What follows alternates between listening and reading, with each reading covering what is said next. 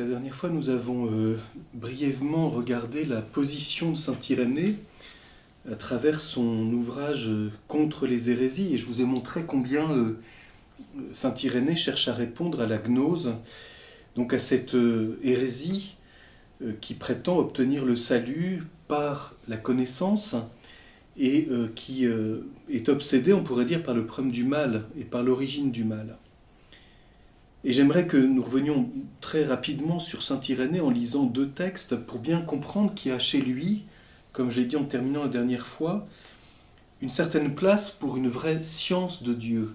Et ça, c'est important pour nous dans l'histoire de la philosophie, puisque c'est de voir comment, dans la perspective des pères de l'Église, en tout cas dans ce début de on pourrait dire, de la culture chrétienne, peu à peu, les pères de l'Église intègrent l'importance d'une connaissance naturelle de Dieu qui se distingue de celle de la foi. Bien sûr, ceci se fait tout à fait progressivement.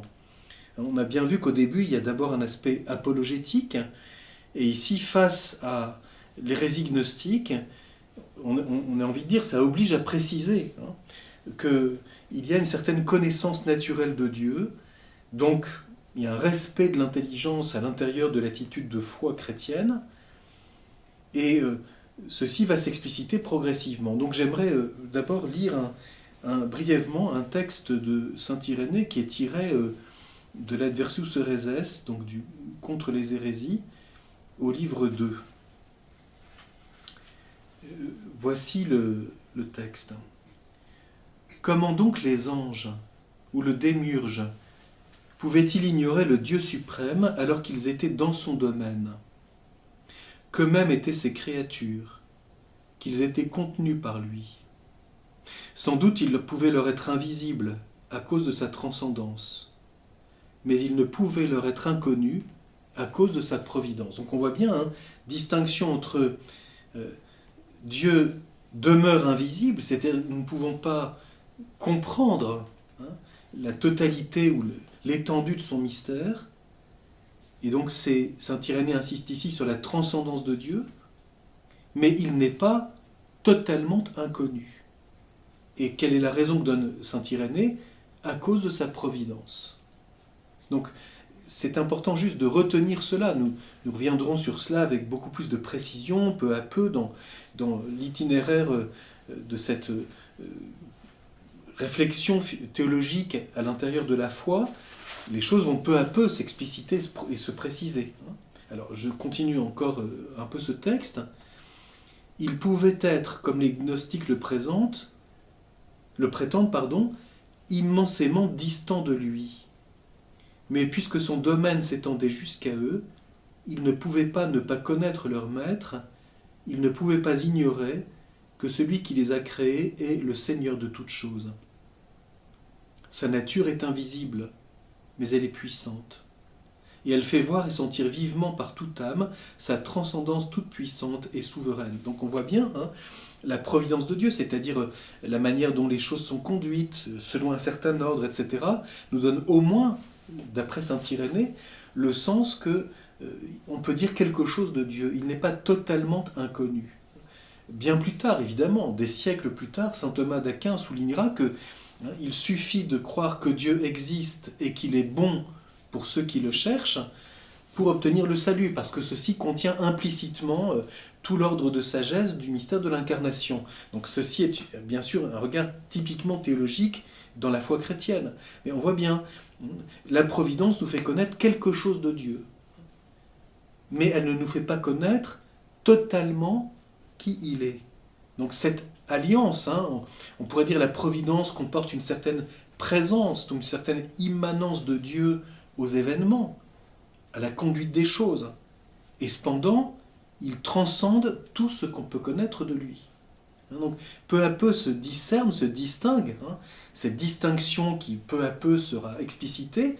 On peut affirmer quelque chose de Dieu, mais on ne peut pas concevoir ce qu'il est. Donc si je me situe sur le plan plus critique de la connaissance, c'est-à-dire comment pouvons-nous connaître ultimement une vérité sur Dieu, ce qui intéresse au premier chef les pères de l'Église évidemment, on distinguera le fait qu'on peut discerner, donc juger quelque chose, affirmer quelque chose de Dieu, mais sans pouvoir le concevoir, sans pouvoir appréhender ce qu'il est. La différence entre un jugement contemplatif et une connaissance conceptuelle. Ceci est très important. Bien sûr, chez saint Irénée, c'est encore extrêmement embryonnaire, mais on voit bien apparaître cela. Puis ceci va encore s'expliciter sur une distinction de niveau de connaissance entre la connaissance qu'on pourrait dire naturelle et la connaissance qui relève de la foi.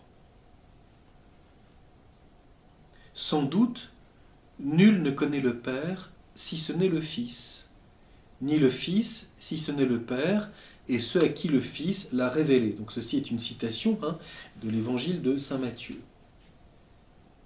Mais il est une chose que tous les êtres connaissent, à savoir, la raison dont sont douées les âmes les conduit là, leur révèle qu'il y a un Dieu, Seigneur de toutes choses. La raison, le mot qu'emploie ici saint Irénée, c'est le mot logos. Donc le logos des créatures spirituelles, dont les hommes sont doués, les anges, etc., leur permet de connaître qu'il y a un Dieu, Seigneur de toutes choses, mais ceci n'est pas la même chose que la connaissance qui relève de la foi, qui est la révélation de la très sainte Trinité, par le mystère du Christ, le Verbe incarné. Donc on voit là aussi, donc je viens de distinguer la distinction entre nous connaissons quelque chose de Dieu par sa providence, mais sa transcendance fait qu'il nous demeure inconnu, invisible. Et puis, la distinction se déplace un peu. La participation au logos par notre intelligence, ceci relève là aussi de la révélation. C'est en particulier dans le prologue de l'Évangile selon saint Jean, le Verbe de Dieu éclaire tout homme venant en ce monde. Donc il y a un lien entre le mystère de Dieu et l'intelligence humaine. Mais ceci n'est pas la connaissance de foi. Donc on voit bien apparaître chez les pères de l'Église, peu à peu, en tout cas chez saint Irénée c'est extrêmement éclairant, le refus d'un fidéisme. La foi nous donne une connaissance plus profonde, ultime, plus parfaite, plus élevée. Mais elle ne supprime pas le fait que l'intelligence humaine, parce qu'elle est esprit, le logos, a une certaine parenté avec celui qui est la source de tout esprit, Dieu, Seigneur de toutes choses. Donc, ceci est très intéressant à bien retenir. La foi ne supprime pas une certaine connaissance de l'intelligence humaine qui est capable de s'élever jusqu'à la sagesse. Donc on voit bien combien les pères d'Église, dès saint Irénée, comme je le rappelle, qui est au IIe siècle, on estime que saint Irénée est né vers 140 et mort vers 200 à peu près. Bon, saint Irénée nous montre combien, dans le contexte de la foi chrétienne, l'intelligence humaine demande d'être respectée à son niveau propre. Et ça intéresse évidemment le philosophe. Parce que ça nous montre d'emblée que la révélation surnaturelle de Dieu qui est reçue par la foi ne remplace pas ce dont l'intelligence humaine est capable. Je lis encore brièvement, pour conclure, un autre texte de saint Irénée qui est encore tiré, je pense, du l'Adversus Hereses. Là, c'est au livre 4, chapitre 6. C'est très bref.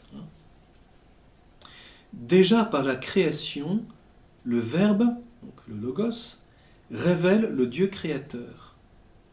Et par le monde, le Seigneur ordonnateur du monde. Et par l'ouvrage modelé, l'artiste qui l'a modelé. Et par le Fils, le Père qui l'a engendré. Donc nous voyons bien, on pourrait dire cette espèce de gradation, d'ordre.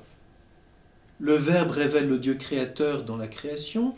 Le monde qui comporte le monde pour les Grecs, c'est le cosmos, Il y a le mot pan, le monde est un tout, c'est le mot pan, le dieu Pan, l'univers est un tout, mais il est aussi cosmos parce qu'il comporte un ordre. Et donc, le monde, en tant qu'il est ordonné, révèle le Seigneur qui est source de cet ordre. L'ouvrage modelé, l'artiste qui l'a modelé. Donc là, on trouve l'analogie de l'artiste qui est présente dans l'Écriture sainte, dans la Genèse. Dieu façonna l'homme, poussière tirée du sol, etc. On trouve ça aussi dans Isaïe en particulier. Nous sommes l'ouvrage de tes mains. Seigneur, nous sommes l'argile et tu es le potier, donc nous sommes façonnés par toi, c'est-à-dire qu'on se sert de l'analogie de l'activité artistique, qui relève de la réflexion philosophique et de l'expérience humaine, pour dire quelque chose de ce que c'est que l'œuvre créatrice, l'activité créatrice de Dieu, qui agit à la manière d'un artiste. Cette analogie sera constamment présente dans toute la pensée chrétienne. Elle est présente déjà évidemment dans la philosophie grecque, chez Platon en particulier, dans le Timée, qui ne nous parle pas exactement de Dieu, mais du démiurge.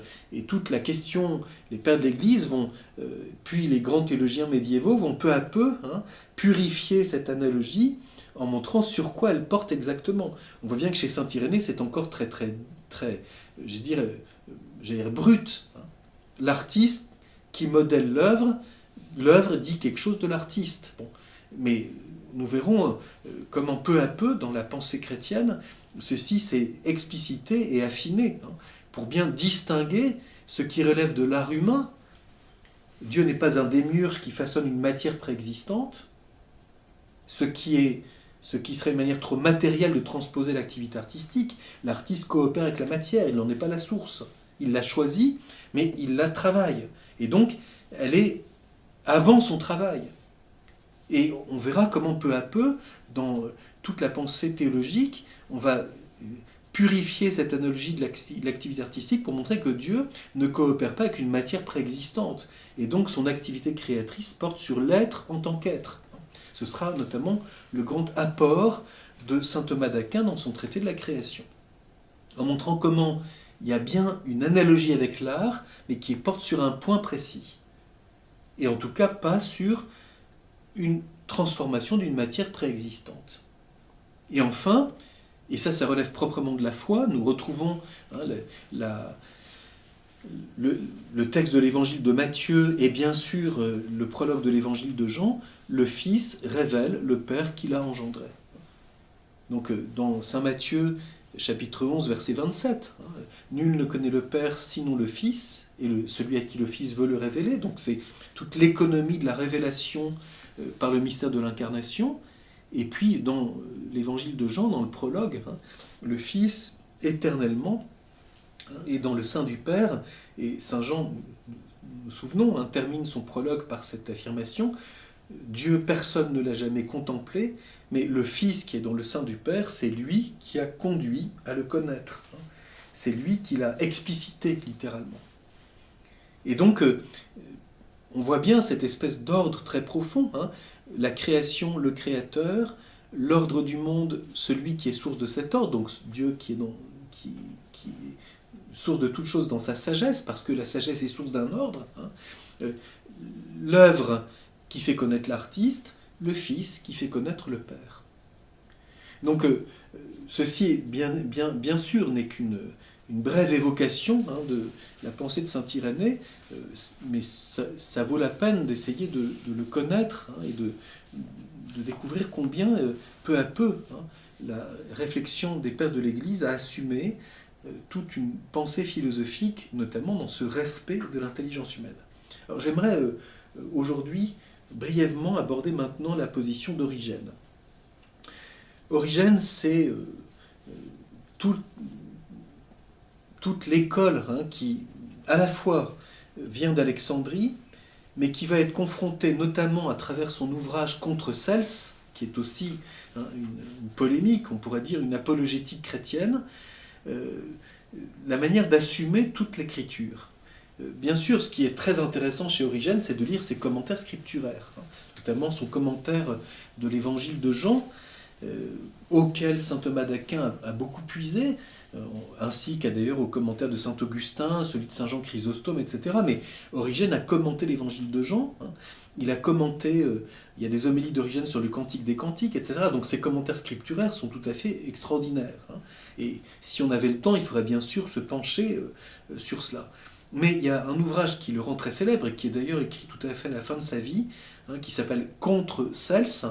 Cels est un philosophe païen, hein, qui attaque le christianisme, et donc en montrant notamment que le christianisme s'adresse à des imbéciles, hein.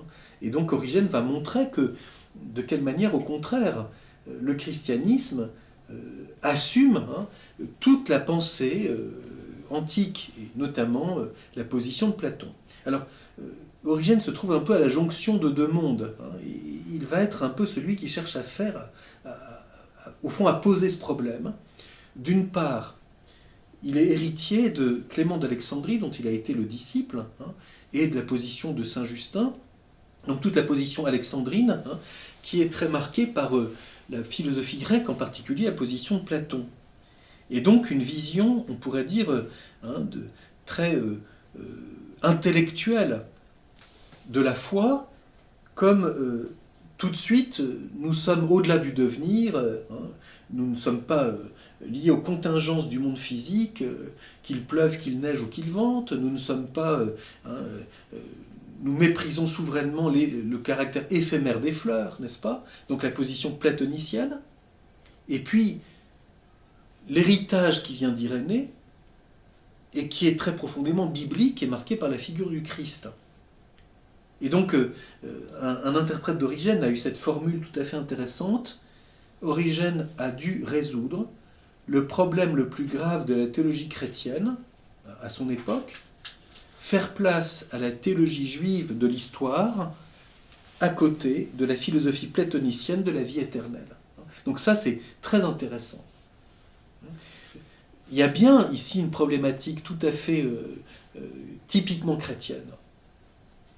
La position platonicienne consiste à s'abstraire du devenir, de la matière qui pour Platon est non-être, donc à mépriser, pourrait-on dire, hein, la contingence historique, et au contraire, l'héritage biblique nous montre des événements, hein, l'histoire d'Abraham, l'histoire de Moïse, et on a vu, en abordant Saint Justin, combien, c'est une position d'ailleurs qu'on trouve chez les pères d'Église, notamment de façon assez prolongée, hein, combien les livres bibliques, les événements du peuple d'Israël, l'histoire de Moïse, etc., sont très importantes. Il y a une économie de la révélation.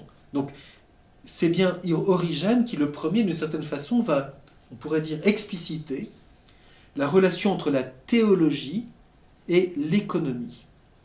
La théologie, connaissance contemplative de Dieu, le logos au sujet de Dieu, et l'économie, hein, la manière dont Dieu gouverne les choses. Oikia, c'est la maison, hein, nomos, c'est la loi, la règle, c'est la manière dont Dieu gouverne sa maison. On peut ici faire allusion notamment à l'Épître aux Hébreux, hein. Si Moïse a été dans la maison de Dieu comme serviteur, le Christ l'est comme fils. Donc cette espèce d'économie de la révélation, c'est-à-dire comment, dans l'histoire du peuple d'Israël, puis par l'événement de l'incarnation, Dieu a conduit les choses dans un ordre des événements en se révélant progressivement. Et là, il y a bien un devenir, hein, ce qu'on a appelé beaucoup plus récemment, évidemment, hein, l'histoire du salut. Et cette thématique, nous la retrouvons jusque aujourd'hui. C'est un des grands thèmes de la théologie du XXe siècle, notamment dans la discussion entre catholiques et protestants, que de réfléchir sur l'ordre et la distinction entre la place de la métaphysique en théologie, puisqu'on parle de Dieu. Et donc on ne peut pas projeter sur Dieu la manière d'être de l'homme. Il faut donc une philosophie qui ne se réduise pas à une anthropologie à la manière de Kant, c'est-à-dire qui réfléchisse uniquement sur les limites de l'homme, mais ça suppose une intelligence capable de dépasser le mode humain. Et d'autre part, de ne pas mettre de côté, comme cela a été trop fait dans certaines scolastiques, évidemment, le caractère historique, avec notamment toute l'importance de l'exégèse et des sciences historiques qui ont montré face au modernisme qu'il y a bien des événements historiques qu'on peut vérifier par l'archéologie, par la littérature, par la culture d'Israël, etc. C'est notamment tout ce qu'a fait l'école biblique de Jérusalem, et qui est une réponse apologétique à la négation de la dimension historique de la révélation. Et qui, d'une certaine façon, vient aussi de toute une position, on pourrait dire, comme on l'a appelé, extrinséciste, c'est-à-dire qui, au fond, bâtit une espèce de théologie en dehors de toute référence à l'écriture. Et puis l'écriture est juste une petite décoration. On cite des textes comme ça nous arrange, dans une interprétation totalement subjective. Ce qui, d'ailleurs, engage une vie chrétienne menée comme une spiritualité subjective. Alors que ce qui est capital pour la foi, c'est l'enracinement dans la parole de Dieu. Et la parole de Dieu est donnée à travers des instruments. Isaïe, Jérémie. Alors évidemment, je ne rentre pas ici dans toutes les questions historiques. Qui est Isaïe? Est-ce qu'il y en a un? Est-ce qu'il y en a deux? Est-ce qu'il y en a trois? Bon, etc. C'est pas le sujet ici. Mais c'est bien. Voilà. Et ça, le problème du rapport entre la capacité de parler de Dieu, et donc la parole de Dieu a un contenu de vérité sur Dieu dans son mystère. Et d'autre part, ceci s'est réalisé à travers une histoire, à travers des hommes précis, à travers un homme qui est Dieu, le Christ, et je ne peux pas mettre cela de côté. Et donc je dois réfléchir sur ce que c'est que l'économie de la révélation. Pourquoi Dieu conduit-il les choses de telle et telle et telle façon? Que signifie dans la conduite de Dieu l'histoire du peuple d'Israël dans l'Ancien Testament qui prépare le mystère du Christ? Que signifie la venue du Christ à tel moment? Et que signifie, après le Christ, ce qu'on appelle classiquement le temps de l'Église? C'est-à-dire, il y a une nouvelle économie parce que le Christ, comme le dit l'Épître aux Hébreux, vient au terme de l'histoire. Donc il y a un rapport à l'histoire différent, et qui est très important même pour toute la pensée philosophique européenne, occidentale, moderne, qui va réfléchir sur une philosophie de l'histoire qui en fait ne peut se comprendre qu'après une théologie du gouvernement divin. Il n'y aurait pas de philosophie de l'histoire, comme Kant l'a développé, Hegel, etc. Et ensuite les visions idéologiques comme celle du marxisme. Le marxisme est une philosophie de l'histoire, mais qui est un messianisme. C'est-à-dire, on arrive à une fin, et c'est par le travail et la praxis que l'homme va conquérir son bonheur, son salut. Ceci ne se comprend pas en dehors d'un héritage théologique chrétien. Parce que pour la foi chrétienne, le Christ vient au terme de l'histoire, c'est dans l'Épître aux Hébreux, c'est dans l'Épître aux Galates en particulier. En cette fin des temps. En ces temps qui sont les derniers, etc. L'eschatone. Parce que Dieu s'est fait homme, la révélation est close. Et en ce sens, c'est bien l'enseignement de la foi chrétienne, il n'y a plus de révélation nouvelle à attendre après le Christ. Il y aura un désenveloppement du contenu de la révélation, une explicitation de tout ce que le Christ est, puisqu'il est Dieu, mais non pas une révélation comme si quelque chose était supérieur au Christ. Évidemment, ceci est typiquement la foi chrétienne, puisque cela repose sur l'adhésion de foi au mystère de la divinité du Christ.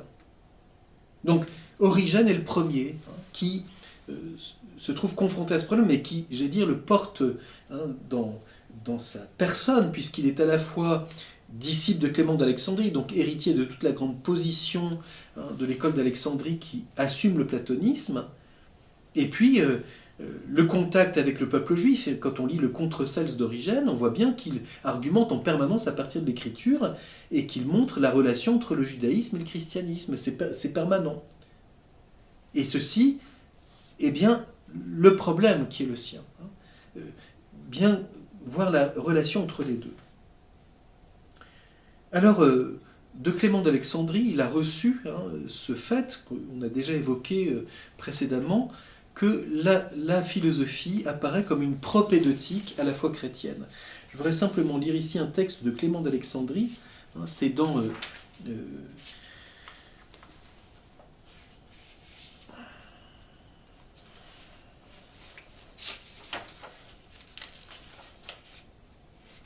C'est dans les Stromates de Clément d'Alexandrie, et la référence précise, c'est 1, 5, 28.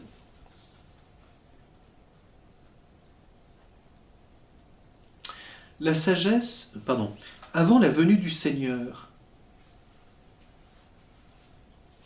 la philosophie était indispensable aux Grecs pour les conduire à la justice. Maintenant, elle devient utile pour les conduire à la vénération de Dieu. Elle sert de formation préparatoire. Et le mot grec, c'est propaideia, donc une éducation préliminaire.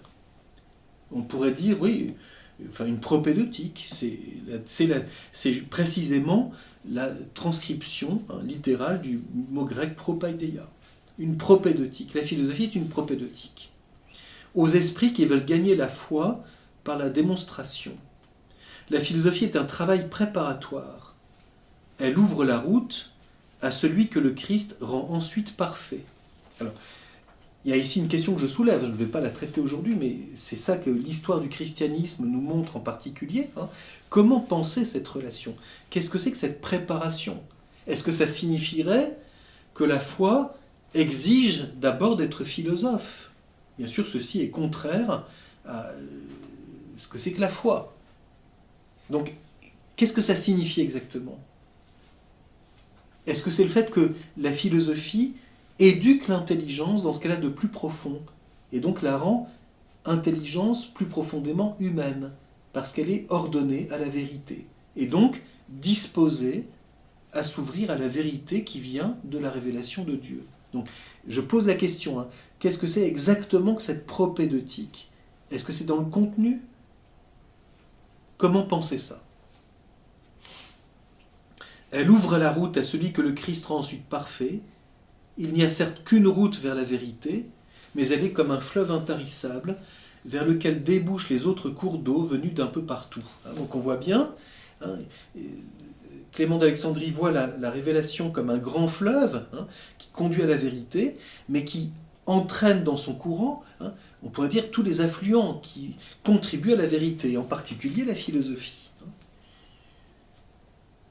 Alors, précisément, il dit ceci encore, et ça c'est dans, même chose, les Stromates, livre 1, 32-4, livre 1, 5, 32-4. La philosophie éveille l'esprit, le mot grec c'est nous, suscite une sagacité chercheuse de la philosophie véritable. Et donc, cette sagacité, on pourrait dire cette manière dont l'intelligence s'oriente vers la sagesse, dans ce qu'elle a de plus profond, dispose à accueillir la vérité de la foi. Donc c'est de ce Clément d'Alexandrie qu'Origène est disciple. Et donc on retrouve chez Origène ce sens très profond que la philosophie est une propédeutique, une disposition à la foi. On retrouve ça chez Origène de façon très claire. Et cependant, nous allons le voir, je vais lire un texte dans un instant, Origène va bien souligner que l'intelligence par elle-même ne suffit pas. Il faut le secours de Dieu.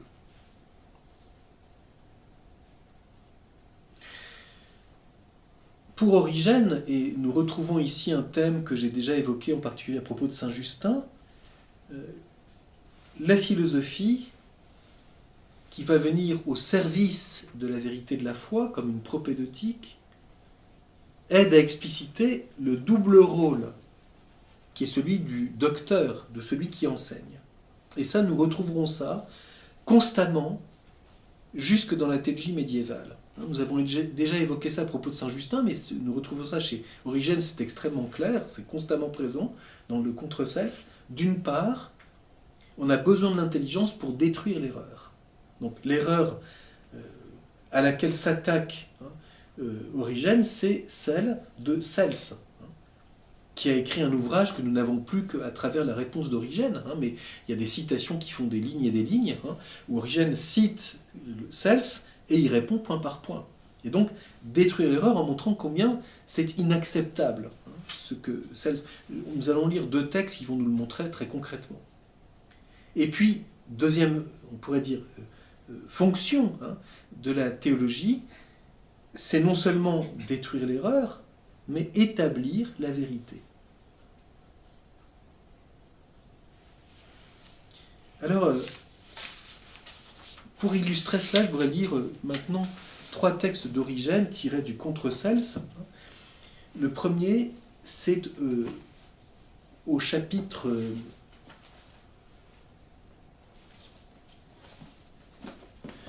au livre 3 du Contre Cels, chapitre 44, paragraphe 44. Le thème de ce passage, c'est le lien entre le christianisme et la sagesse. Donc nous sommes en plein dans notre sujet. Cels rapporte les propos absolument contraires à l'enseignement de Jésus, tenus par un tout petit nombre de soi-disant chrétiens, non spécialement intelligents, comme ils le croient, mais des plus ignorants. Et là, il cite le livre de Cels. Voici leur mot d'ordre. Donc ça, c'est une citation de Cels. Arrière quiconque a de la culture, quiconque a de la sagesse, quiconque a du jugement. Autant de mauvaises recommandations à nos yeux. Mais se trouve-t-il un ignorant, un insensé, un inculte, un petit enfant qui l'approche hardiment ? En reconnaissant que de tels gens sont dignes de leur Dieu, ils montrent bien qu'ils ne veulent et ne peuvent convaincre que les gens niais, vulgaires, stupides, esclaves, bonnes femmes et jeunes enfants. Donc voilà, ça c'est Cels. Et on voit bien, caricature de l'affirmation du Christ, je te rends grâce, bon, une des affirmations du Christ, je te rends grâce, Seigneur du ciel et de la terre, car ce que tu as caché ça aux sages et aux intelligents, tu l'as révélé aux tout petits. Donc il faut être complètement crétin pour être chrétien. Le chrétien, c'est celui qui dit, venez à moi, les niais, les vulgaires, les bonnes femmes et les enfants. Venez, c'est vous les imbéciles. Bon. Donc Cels attaque ça en disant, le christianisme finalement n'attire que les crétins, et qui rejettent l'intelligence. Donc ça sous-entend, l'intelligence est inutile. On n'en a rien à faire des savants, il faut s'occuper des pauvres. Voilà. Et on connaît ce genre de discours, il existe jusqu'à aujourd'hui, ça continue de courir les sacristies. Alors, à cela je réponds, dit Origène.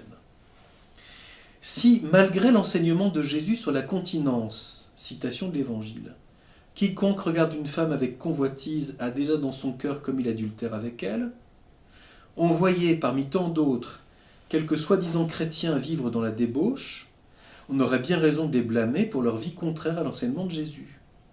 Mais ce serait fort déraisonnable de faire porter sur l'Évangile le blâme qu'il mérite. Donc c'est très habile. Origène fait un raisonnement. Si un chrétien qui commet l'adultère, ça ne veut pas dire que l'Évangile est pour l'adultère. C'est la faute de ce chrétien. Donc il n'est pas vraiment chrétien. Il est pécheur. Mais Jésus n'a jamais enseigné qu'il fallait pratiquer l'adultère. De même, dit Origène, si l'on constate que la doctrine chrétienne, plus que toute autre, invite à la sagesse, il faudra blâmer ceux qui, pour justifier leur ignorance, allèguent non point les propos écrits par Cels, car on n'en trouve pas d'aussi éhontés, même dans la bouche des simples et des ignorants, mais d'autres de bien moindre importance, capables de détourner de la pratique de la sagesse. Donc, les chrétiens qui affirment qu'il n'y a pas besoin de l'intelligence et que la foi suffit et que l'évangile c'est pour les pauvres, les imbéciles et les crétins, eh bien ça c'est des faux chrétiens, parce que le Christ n'a jamais dit cela. Donc vous voyez, on voit bien, interprétation de l'évangile. Alors précisément, Origène poursuit au paragraphe 45, donc on voit réfuter l'erreur, et maintenant qu'est-ce que le Christ a vraiment dit ? Le Logos entend que nous soyons sages. C'est très beau. Il commence par Jésus. C'est contraire à l'enseignement de Jésus. Et puis, il nous parle maintenant du Logos. Le Christ, Jésus, c'est le Logos de Dieu.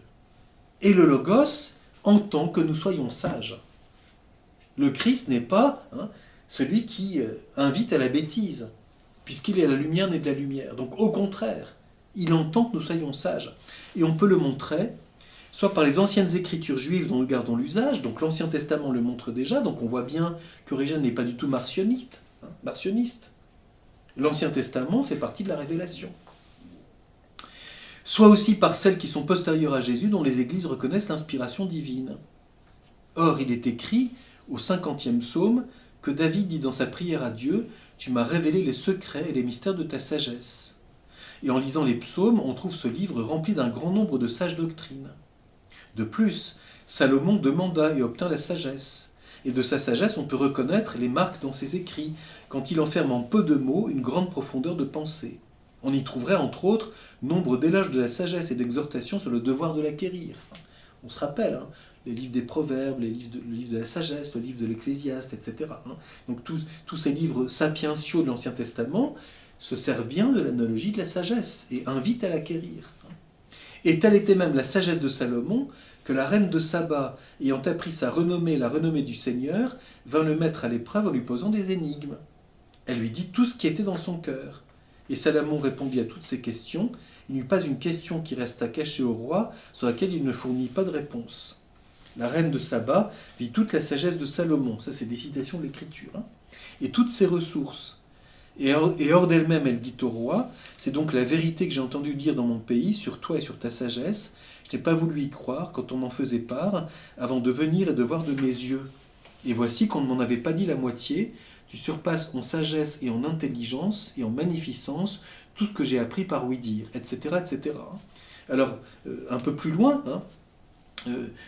à propos du Nouveau Testament, le Logos entend si bien qu'il y ait des sages parmi les croyants que pour exercer l'intelligence des auditeurs, il a exprimé certaines vérités sous forme d'énigmes, d'autres en discours obscurs, d'autres en paraboles, d'autres en questions, etc. Donc on voit bien, c'est un argument que reprendra exactement saint Thomas. Pourquoi le Christ s'est-il exprimé sous forme de parabole? Pour susciter la réflexion de notre intelligence et aussi pour masquer aux incroyants la vérité de Dieu. Autrement dit, nous retrouvons ici un thème qui vient de Clément d'Alexandrie, mais que Origène assume.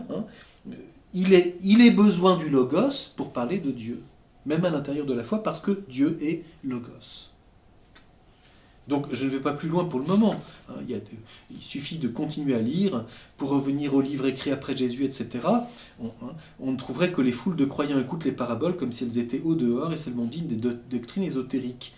Mais les disciples reçoivent en particulier explication des paraboles. Donc il y en a qui se contentent d'écouter bêtement et qui ânonnent comme des ânes, et puis il y a le vrai disciple qui veut l'explication de la parabole. Autrement dit, le Christ nous enseigne de façon à susciter notre intelligence, notre recherche de la vérité.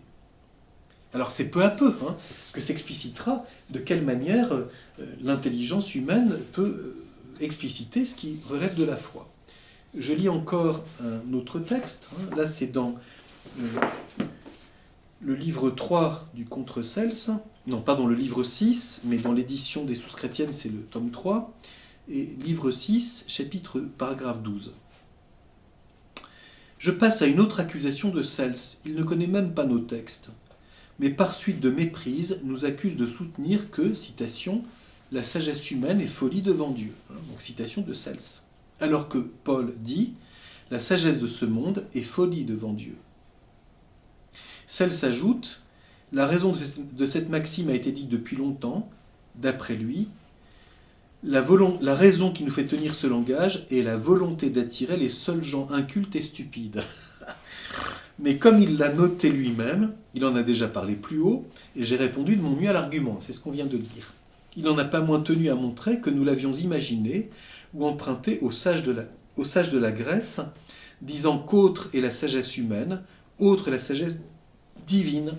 Il cite même 2 passages d'Héraclite, l'un où il dit « Le caractère humain n'a pas de pensée, le divin en a. » Et l'autre, Marmot, « L'homme s'entend appeler ainsi par le génie comme l'enfant par l'homme. » Il cite en outre l'apologie de Socrate par Platon. « Quant à moi, Athénien, ce n'est à rien d'autre qu'à la sagesse que je dois ce nom qu'on me donne. Mais de quelle sorte cette sagesse? Celle-là même qui est sans doute une sagesse humaine. Réellement oui, il y a des chances que cette sagesse je la possède. » Voici les citations de Cels. J'y ajouterai, etc., etc. Bon. Et puis, Origène répond, au paragraphe 13, « Il y a donc, d'après Platon, une sagesse divine et une sagesse humaine. La sagesse que nous appelons sagesse de ce monde est folie devant Dieu. La sagesse divine, qui diffère de l'humaine, puisqu'elle est divine, survient par une grâce de Dieu qu'il accorde à ceux qui se sont préparés convenablement à la recevoir, et surtout à ceux qui, reconnaissant la différence d'une sagesse à l'autre, disent dans leurs prières, etc. » Donc on voit bien comment Origène répond à Cels en distinguant 2 sagesses. La sagesse humaine, c'est celle que la philosophie grecque nous transmet, la sagesse divine que nous sommes capables de recevoir par la lumière de la foi. Et celle-ci, nous ne sommes pas capables de la posséder par nous-mêmes, mais nous prions Dieu de nous la transmettre, de nous la donner. Et là, Origène cite un passage du livre de la sagesse, chapitre 9, verset 6. « Y eut-il quelqu'un de parfait parmi les enfants des hommes, sans la sagesse qui vient de toi, on le comptera pour rien. » Nous affirmons, et on retrouve là ce que j'ai dit tout à l'heure, la sagesse humaine n'est qu'un exercice de l'âme, la divine en est la fin. Elle est présentée comme la nourriture solide de l'âme dans le texte. La nourriture solide est pour les parfaits, eux qui par l'habitude ont le sens exercé au discernement du bien et du mal. Et ça, c'est une citation de l'Épître aux Hébreux. Donc on voit bien, Origène se sert de l'écriture et apporte une précision en respectant le rôle de la philosophie qui, comme j'ai dit il y a un instant, demeure, comme pour Clément d'Alexandrie, une propédeutique, une préparation. Enfin, je lis un passage extrêmement célèbre, qui est au livre 7 du Contre Cels, paragraphe 41, c'est dans le volume 4 de l'édition des Sources chrétiennes, page 109, et puis ensuite page 115. Je lis ces deux brefs passages pour qu'on voit bien le climat de la pensée d'Origène. C'est donc un paragraphe consacré à la théologie ancienne et platonicienne. Qui donc Cels veut-il nous voir suivre pour ne point manquer de guide ancien et de saints personnages? Il faut l'examiner. Donc, Cels, qui est païen, dit que ça suffit de suivre Platon. Il nous renvoie aux poètes inspirés selon lui, aux sages, aux philosophes, sans donner leur nom. Malgré sa promesse de nous montrer les guides, il se borne à indiquer en général les poètes inspirés, les sages, les philosophes. S'il avait cité les noms de chacun d'eux, il pourrait sembler logique de lui opposer que, pour induire en erreur, il nous donne comme guide des hommes aveugles par rapport au vrai, ou sinon tout à fait aveugles, du moins dans l'erreur sur bien des doctrines de la vérité.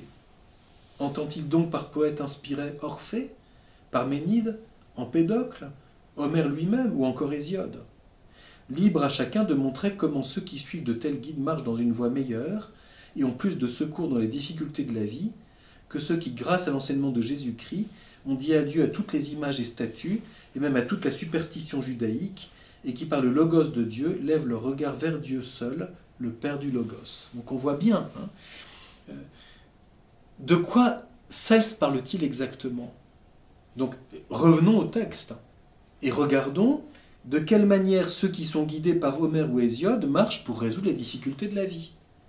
Et comment répond celui qui est guidé par l'Évangile. Donc on voit bien, on a cet argument chez Origène, qui est chez beaucoup de pères de l'Église, la philosophie la plus parfaite, en réalité, c'est celle que le Christ nous enseigne dans l'Évangile. Bien sûr, elle ne se ramène pas à une seule philosophie, mais elle assume un contenu philosophique, parce qu'elle comporte une vérité humaine. Autrement dit, la vérité de la foi surnaturelle porte en elle-même une vérité humaine, puisqu'elle répond notamment à la question du salut, à la question du bien et du mal, à la question de pourquoi la souffrance, etc. Quels sont donc les sages ou philosophes auprès desquels Cels veut nous faire apprendre maintes vérités divines? Il veut nous faire abandonner Moïse, le serviteur de Dieu, les prophètes du Créateur de l'univers, qui véritablement inspiraient ont dit tant de vérités. Il veut nous faire abandonner celui-là même qui a illuminé le genre humain, annonçait la voie de la véritable piété, qui, autant qu'il dépendait de lui, n'a laissé personne sans participation à ses mystères, qui, au contraire, dans l'excès de son amour pour les hommes, peut donner aux esprits plus intelligents une conception de Dieu capable d'élever l'âme au-dessus des affaires d'ici-bas, qui néanmoins condescend à venir en aide aux pauvres moyens des hommes ignorants, des simples femmes, des esclaves, bref, de ceux qui n'ont de secours de personne, sinon de Jésus seul, pour leur faire mener une vie meilleure, autant que possible, avec les doctrines qu'ils ont pu recevoir sur Dieu. Donc on voit bien, Origène, et là c'est quelque chose qu'on retrouvera là aussi, tout au long de la patristique et des théologiens médiévaux, le Christ s'adresse aussi bien à ceux qui sont plus intelligents, et alors il leur donne de s'élever une conception de Dieu plus profonde ce que donne la seule philosophie grecque, qui malgré tout comporte des confusions. Et d'autre part, il ne méprise pas pour autant les gens ignorants ou simples qui trouvent en lui, donc on trouve ici la dimension de la miséricorde, le seul véritable secours pour conduire leur vie. C'est un argument qu'on retrouvera exactement le même, quoique explicité de façon plus précise, dans le premier article de la Somme théologique de saint Thomas. La révélation s'adresse par la foi à l'intelligence, et cependant, parce que nous sommes sujets à l'erreur, la foi est aussi une miséricorde qui nous enseigne une vérité que nous pourrions découvrir par nous-mêmes. On voit bien cette... Alors ensuite, justement, Origène cite Platon et répond à celle sur Platon, et puis je voudrais lire, pour conclure, ce passage très très beau.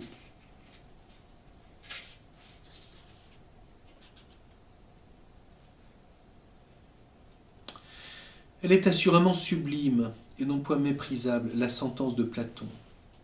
Mais voici la divine écriture ne représente point avec un plus grand amour de l'humanité le Dieu Logos qui était au commencement auprès de Dieu, se faisant chair pour que pût parvenir à tous les hommes le Logos dont Platon dit qu'une fois découvert, le dire à tous est impossible. Ah, ça c'est magnifique. Platon nous dit on peut dire quelque chose de Dieu, mais on ne peut pas le dire à tous. Il y a quelque chose d'incommunicable. Donc il y a une sorte d'élitisme. En devenant chair, le Logos, quoique inaccessible, s'est adressé à tous. Libre à Platon de dire « Découvrir l'auteur et le père de cet univers est laborieux ». Il laisse entendre qu'il n'est pas impossible pour la nature humaine de découvrir Dieu comme il le mérite. Ou sinon comme il le mérite, du moins davantage et mieux que la foule. Si c'était vrai, et que Dieu eût été réellement découvert par Platon ou l'un des Grecs, il n'aurait vénéré, appelé Dieu, adoré rien d'autre, soit en l'abandonnant, soit en lui associant des choses incompatibles avec sa majesté. Autrement dit, la pensée grecque, quoique touchant des vérités très profondes, charrie encore certaines confusions, dit Origène. Nous tenons, nous, que la nature humaine ne se suffit, et c'est là ce qui est explicitement très important chez Origène, nous tenons, nous, que la nature humaine ne se suffit en aucune façon pour chercher Dieu et le découvrir avec pureté, à moins d'être aidé par celui qu'on cherche. Donc le thème de la pureté, c'est typiquement du Platon. Dieu qui est pur ne peut être atteint que par les purs, c'est dans le Timée. Et Origène dit, mais alors Platon lui-même, est-ce qu'il n'a pas laissé dans sa pensée des choses qui sont incompatibles avec ce qu'il dit de Dieu? Donc il faut le secours de Dieu, être aidé par celui qu'on cherche, pour aller plus loin que ce dont la seule nature humaine est capable. Et il est découvert par ceux qui avouent, après avoir fait ce qu'ils pouvaient, qu'ils ont besoin de lui. Il se manifeste à ceux à qui il juge raisonnable d'apparaître, dans la mesure où il est naturellement possible à Dieu d'être connu de l'homme, et à l'âme humaine toujours dans le corps de connaître Dieu. Donc l'homme doit faire tout ce qu'il peut, et ensuite à celui qui le désire. Donc la philosophie comme propédeutique éduque l'esprit et l'ouvre à un désir d'une sagesse plus profonde encore. Il se manifeste à ceux à qui il juge raisonnable d'apparaître, dans la mesure où il est naturellement possible à Dieu d'être connu de l'homme et à l'âme humaine toujours dans le corps de connaître Dieu. On ne peut pas voir Dieu tel qu'il est, mais autant que Dieu peut le communiquer et autant que l'âme humaine est capable de le connaître. Voilà le rôle de la sagesse théologique à l'intérieur de la foi. Alors, etc. Je ne fais que, bien sûr, brièvement évoquer cette position d'Origène, mais qui est très importante et qui a marqué ensuite toute la tradition théologique, notamment au Moyen-Âge.